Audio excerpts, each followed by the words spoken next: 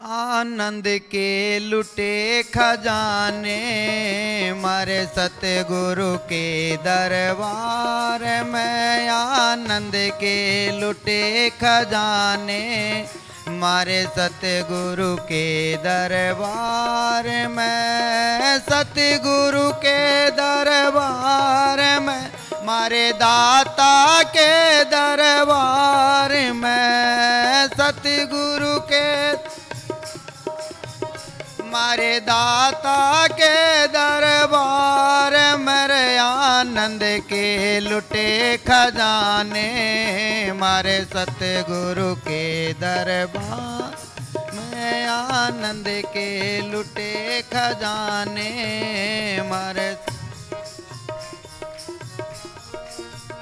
हाँ धन में सुख ढूंढन वालो तुम धन वालों से पूछ लो। धन में सुख ढूंढन वाल तुम धन वालों से पूछ लो।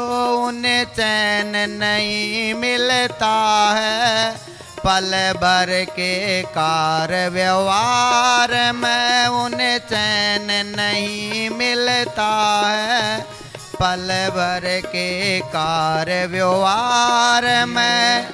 पूज्य मस्ताना जी के पास बिरला कंपनी का मैनेजर आया।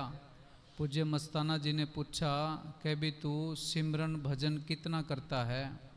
वो बिरला कंपनी का मैनेजर कहने लगा कि जी मेरी पोस्ट बहुत बड़ी है, जिम्मेवारी बड़ी बड़ी है, मेरे पास सिमरन करने का टाइम नहीं मिलता। पूज्य मस्ताना जी ने फरमाया कि भी तू अपनी तनख्वाह आदि करवा ले, सिमरन के लिए वक्त निकाला कर। हमारे पास दुनियावी धन जितना मर्जी हो, अगर नाम का धन नहीं है तो मालिक की दरगाह के अंदर कोई इज्जत नहीं है, कोई पत नहीं है। इसी तरह पूज्य मस्ताना जी के पास एक बार मिलिट्री का कर्नल आया। सेवादारों ने पूज्य मस्ताना जी को बताया कि जी ये मिलिट्री का कर्नल है, बहुत बड़ा ऑफिसर है। पूज्य मस्ताना जी ने फरमाया कि कंगाल कंगाल कंगाल।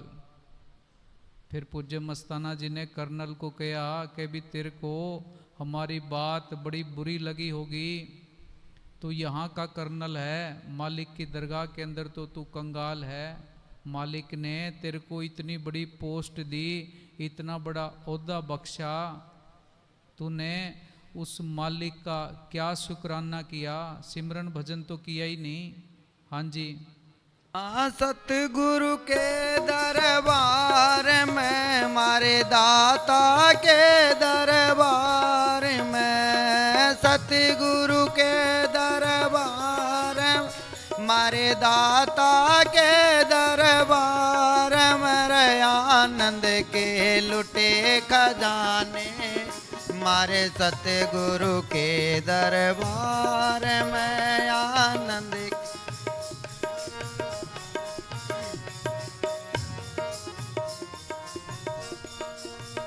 हाँ कोठी बंगले कारों की वही कमी न जिनके पास में। कोठी बंगले कार की वही कमी न जिनके पास में। पर फिर भी वो कहते हैं हम बहुत दुखी संसार में। पर फिर भी वो कहते हैं हम बहुत दुखी संसार में। आनंद के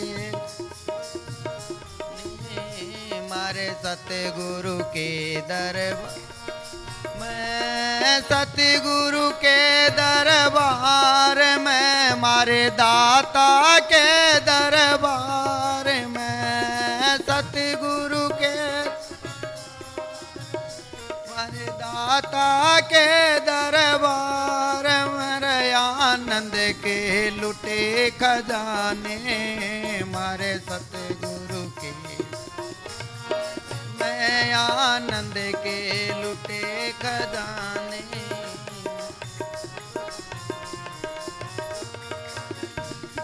चाचा ताऊ भतीजा बहुत बड़ा परिवार है, चाचा ताऊ भाई भतीजा बहुत बड़ा परिवार।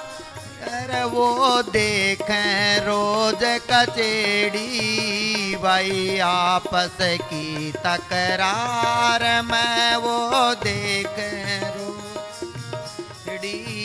भाई आपस की तकरार में। आनंद के लुटे खजाने मारे सतगुरु के,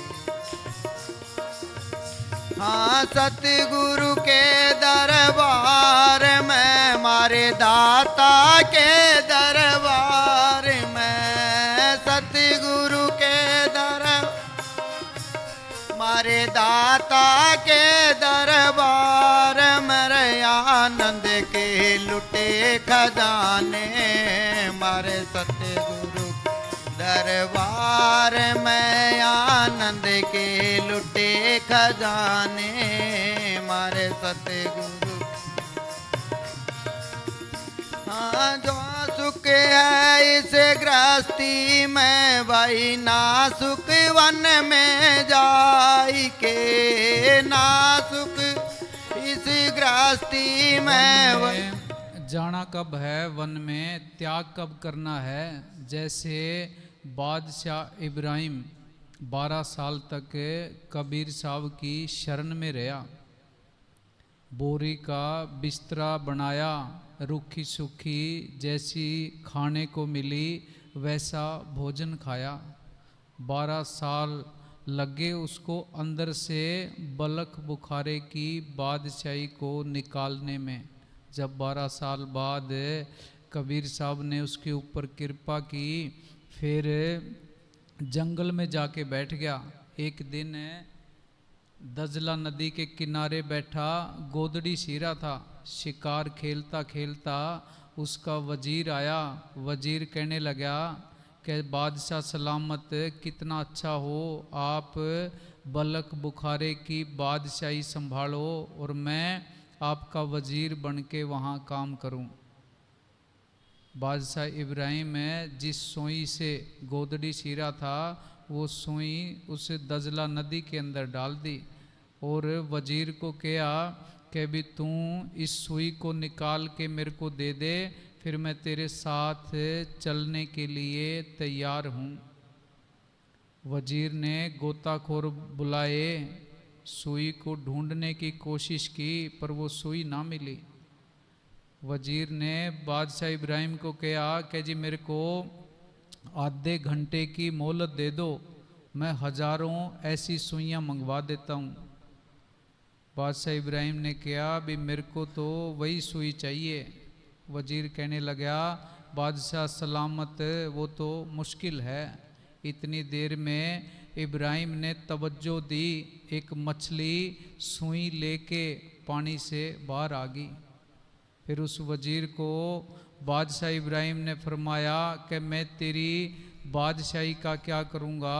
सतगुरु ने मेरे को वो बादशाही बख्श रखी है कि जानवर तक मेरा हुक्म मानते हैं। जब अंदर सतगुरु से मिलाप हो गया, फिर चाहे घर में रहो, चाहे जंगल में रहो, चाहे पहाड़ों पे रहो। हाँ जी।